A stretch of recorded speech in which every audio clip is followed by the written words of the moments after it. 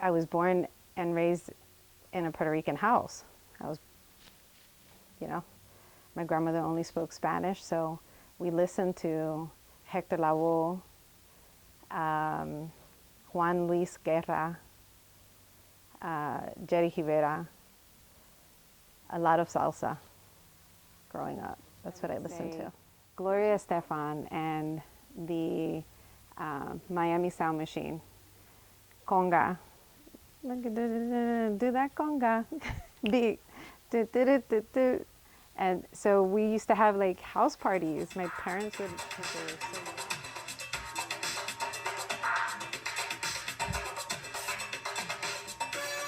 and then we'd have, you guys call it caroling, but we call it bajandeando. And they would come around with all different instruments and they would play, you know, the harmonica and the, I don't know what all the, you know, the tambourine, and we would dance in the house. Okay. That's how I learned how to dance salsa. So I have to say, all my life, I've been on a spiritual quest. And I always asked, I was very inquisitive as a kid. I was always asking questions, always asking why. And I have to say that being raised Seventh-day Adventist by my grandmother, and then being introduced and having Catholic faith, it's something, I don't know why, I always felt like when I heard music, it made my heart beat. I felt something. And so I took my first real concert was the Cranberries, and we were going, it was in Philadelphia, and what I remember most was the encore. So yeah, I knew all the songs and she was great, but when at the end they were yelling, encore, encore, and she started to yodel.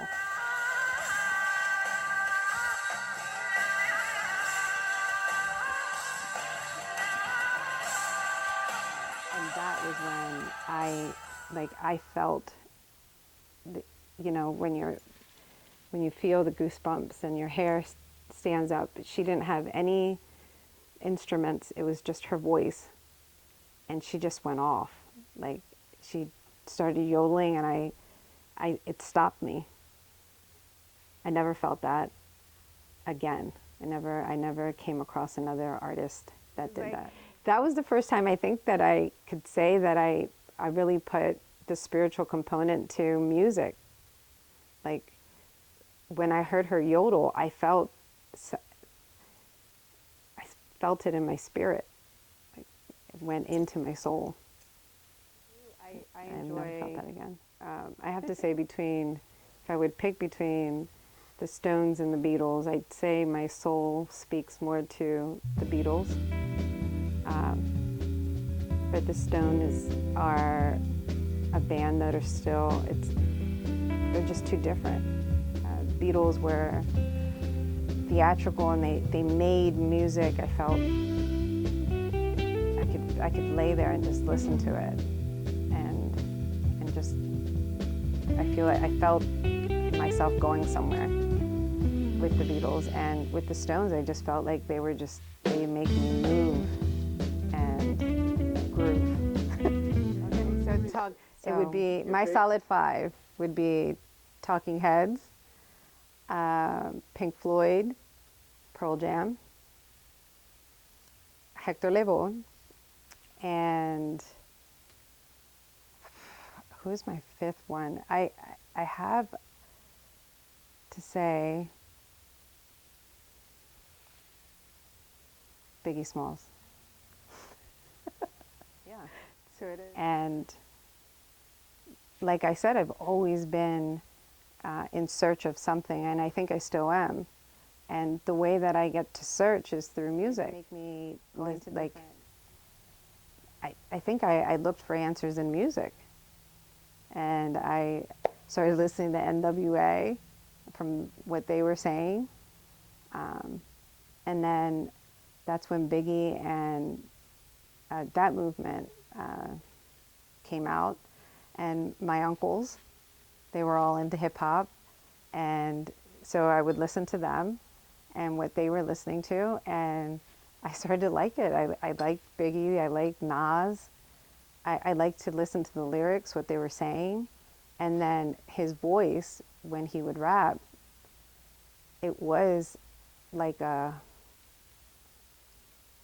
sounded like a drum, like the way he go up and down, and that was something that I didn't hear before him.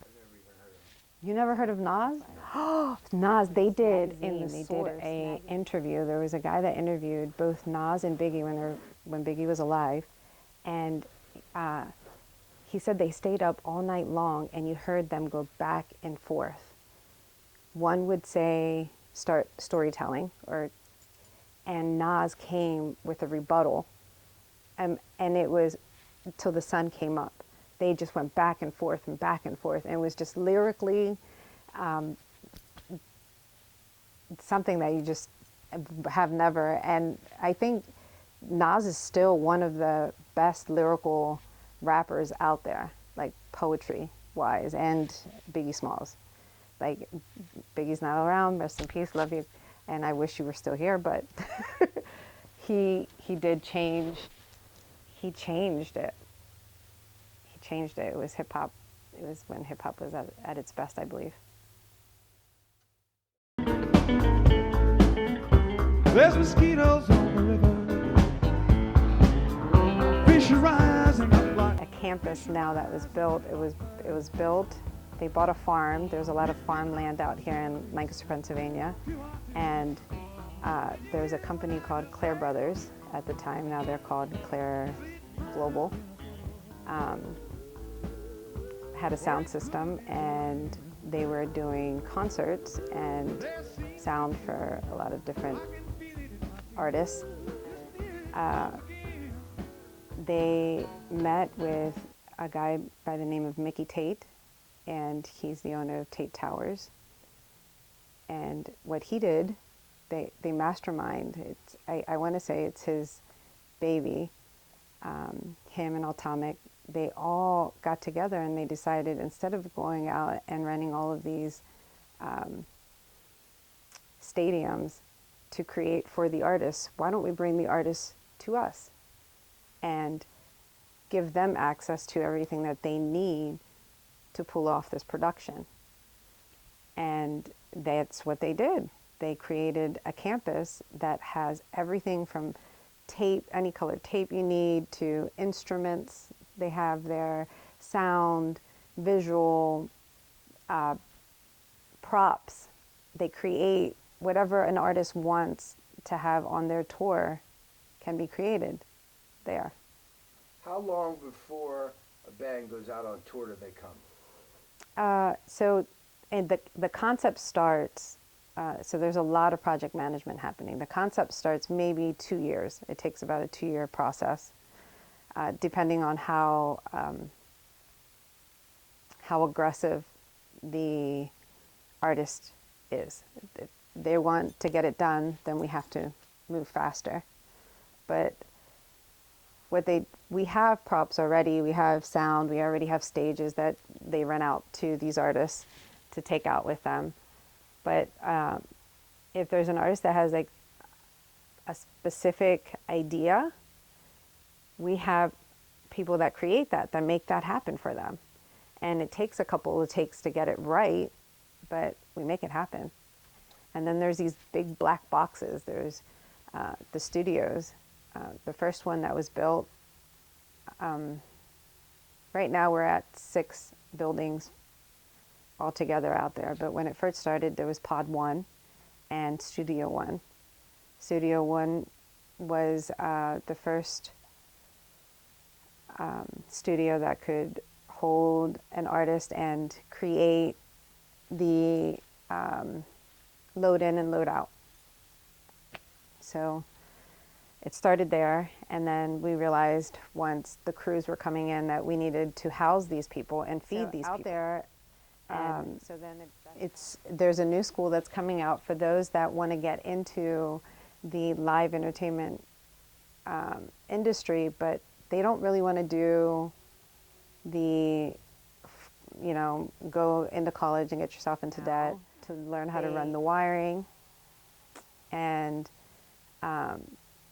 so even if you're older, if you're like, let's say you're in your 40s and you're just done barely making it and you want to try something different, you can go get this certificate and start a new industry with live music. And they just started that out there. You can get the certificate. I can talk about the ones that have gone public. So, yes, Justin Bieber was in town. Ariana Grande, she was a lot of fun. Her production was very different, and that tour was different to what was normally out there. So she had like seamstress out there, she had dancers. So Bad Bunny was out there. That was exciting. It was the first time that I was able to utilize just who I am, and who I am. I'm born Puerto Rican. I just happened to be born, and I love it. I love who I am, and I love that I can speak. I had gotten the gift of speaking Spanish, and he immediately picked up on my accent and asked me, where are you from? In Spanish, ¿de dónde eres? He knew that I was Puerto Rican, and then I just asked him. Music is my heartbeat. It gives me pace, momentum. That's what music does for me. That we had in Lancaster was the Chameleon nightclub. So I was raised going there. My mom. The time I was exposed, I was like, I have to say like 10, 11, 12, going into a venue, and it was awesome. It was dark. The doors, it looked like it was just cement building, and then you'd go in and go up the steps, and there was the first long bar, and you go back, and there was the stage, and you look up, and there was the other, there was another bar up there, but it was open so you could look down to the main stage. And I was there, and I saw them doing sound check, and I was like, this is cool. And then you walk in the halls, and you'd see pictures of everyone that was there. And it was sad. It was sad to see it go. It closed down because of COVID. My favorite Christmas song is Feliz Navidad, Feliz Navidad, Feliz Navidad, Prósperos años y felicidad.